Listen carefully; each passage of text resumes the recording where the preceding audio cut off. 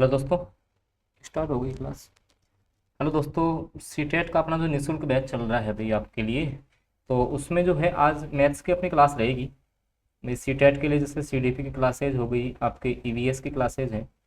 इसके अलावा और भी जो क्लासेज है वो डेली बेसिस पे रेगुलर है। तो आज जो है मैथ्स के कुछ क्वेश्चंस करेंगे भाई। मैथ के कैसे क्वेश्चन जो है सीटेट एग्जाम में पूछे गए हैं।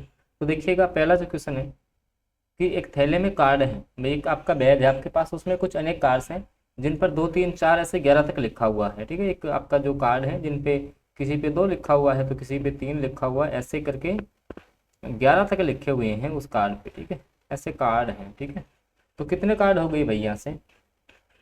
टोटल जो आपके कार्ड हो गए वो कितने हो गए? 10 कार्ड हो गए भाई। टोटल जो आपके कार्ड है वो यहाँ से कितने हो गए? 10 कार्ड यहाँ से हो गए टोटल भाई। 2 3 4 ऐसे 11 तक कितने कार्ड हो गए? 10 कार्ड हो गए आपके पास। थैले में से एक यादृच्छा कार्ड निकाला जाता है तो निकाले गए कार्ड पर एक अभाज्य संख्या आने की क्या प्रायिकता है? सबसे पहले प्रोबेबिलिटी होती क्या है? तो देखिएगा, प्रायिकता का मतलब होता है संभावना लगाना।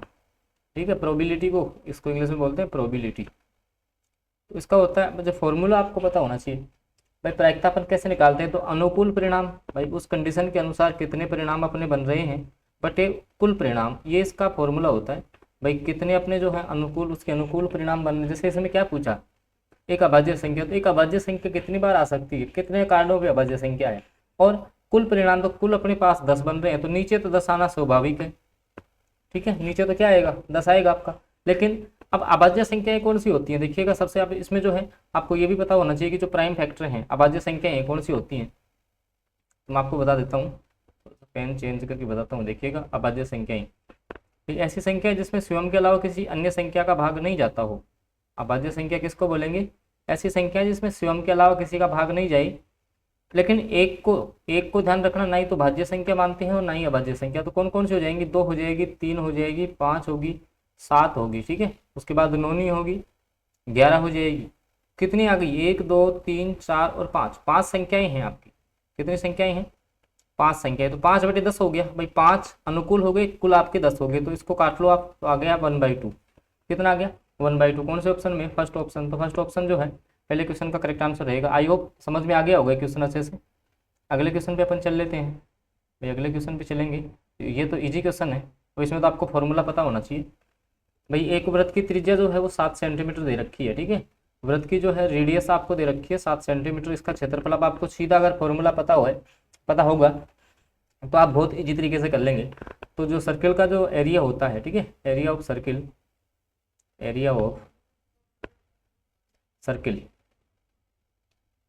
ये होता है आपका पाई आर स्क्वायर। क्या होता है? पाई आर स्क्वायर। तो बस मान रखना है इसमें, पाई का मान आपको 22/7 रखना होता है।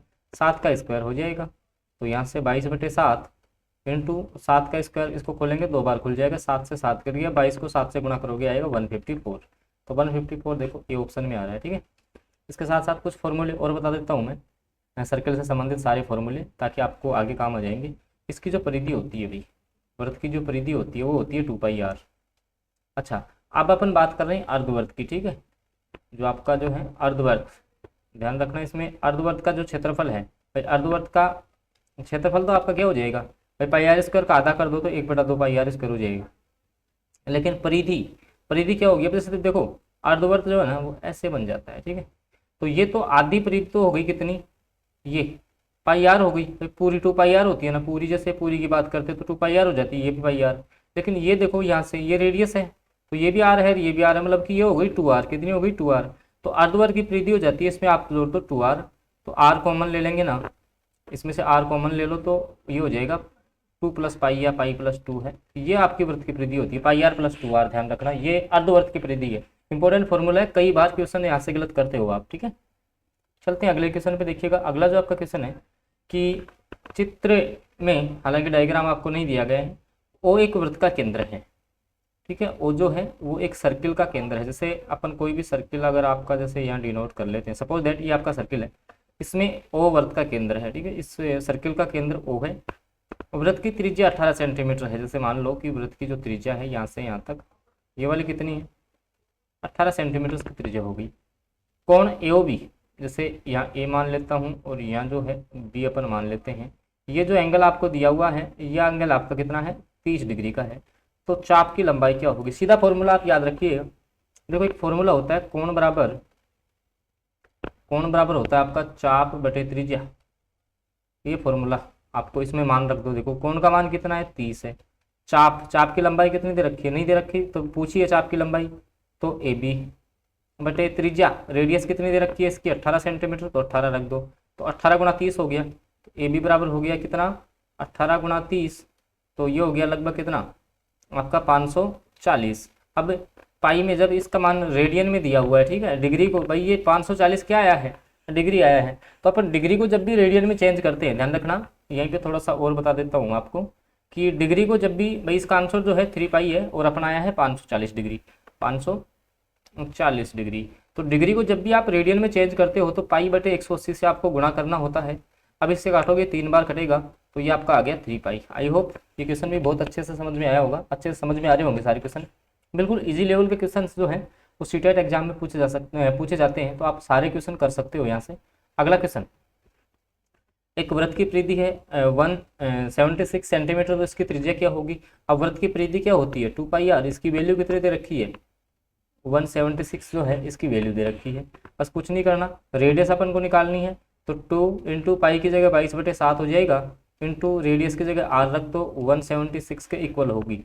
अब आर बराबर देखिएगा 176 पहले से यहाँ पे है, ये 7 इस साइड भाग में था, इस साइड आएगा तो गुणा में आ जाएगा, ये दोनों संख्याएं ऊपर हैं तो नीचे आ जाएंगे, 2 गुणा 22। अब आप इसको यहाँ से काटोगे तो देखो इसको पहले 2 से काट लो, तो ये कटेगा आपका 88 बार, और ये आपका जो है 22 से कट जाएगा कितनी बार, 4 बार, तो 7 को 4 से गुणा करोगे 28, तो 28 ऑप्शन सी जो है वो करेक्ट हो जाएगा। आई होप ये क्वेश्चन में बहुत अच्छे से समझ में आया होगा। चलते हैं अगले क्वेश्चन पे देखिएगा।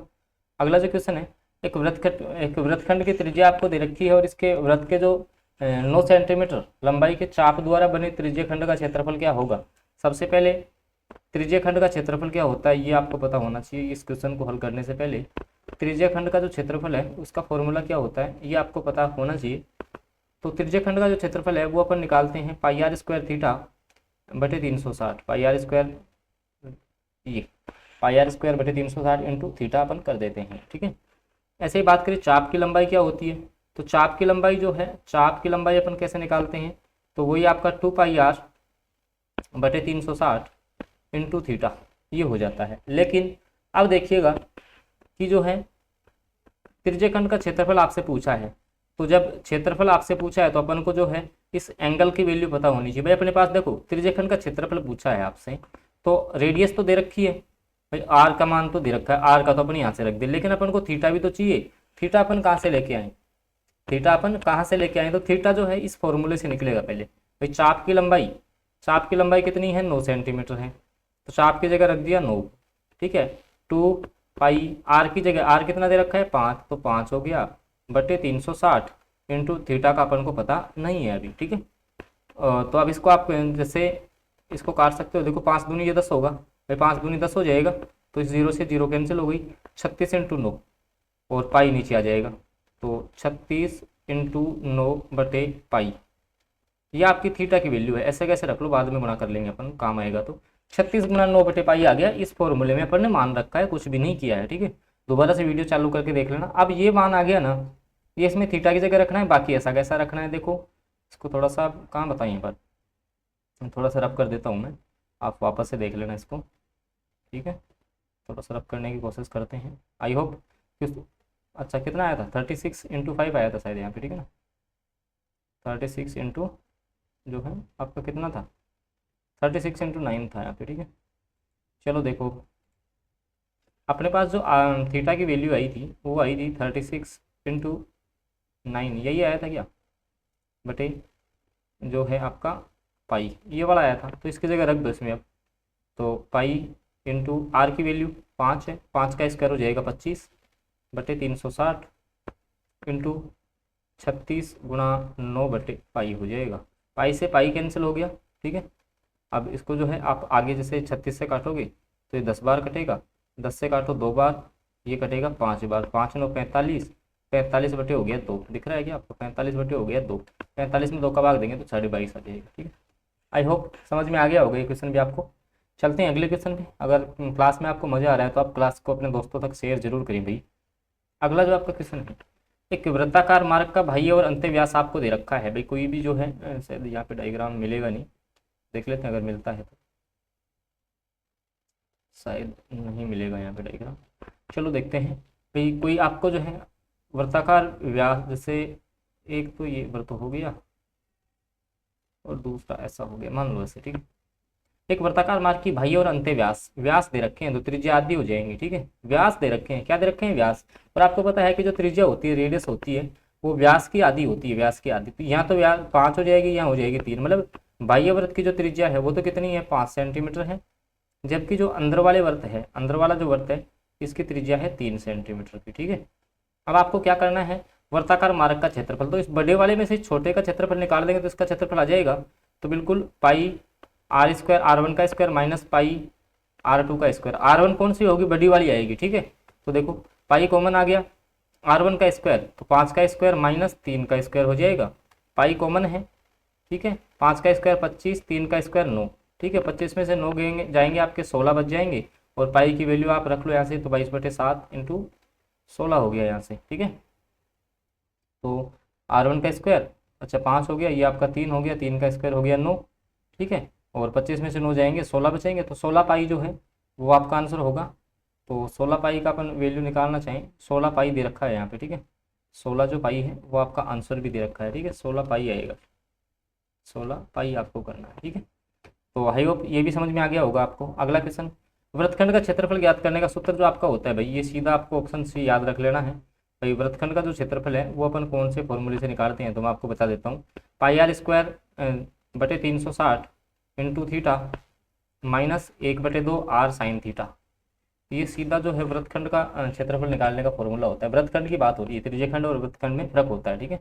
अगला, त्रिज्यखंड के चाप की लंबाई, तो 2πr/360 इंटू थीटा, ये फॉर्मूला होता है, ठीक है। काफ़ी अच्छे अच्छे क्वेश्चन आप इनके द्वारा कर सकते हो अगर ये फॉर्मूले आपको याद है तो।